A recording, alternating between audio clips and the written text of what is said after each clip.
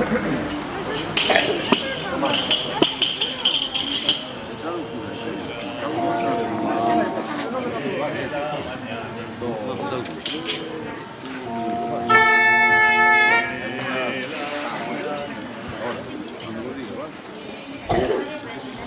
que nos habla de ti, alegre la mañana. Vamos.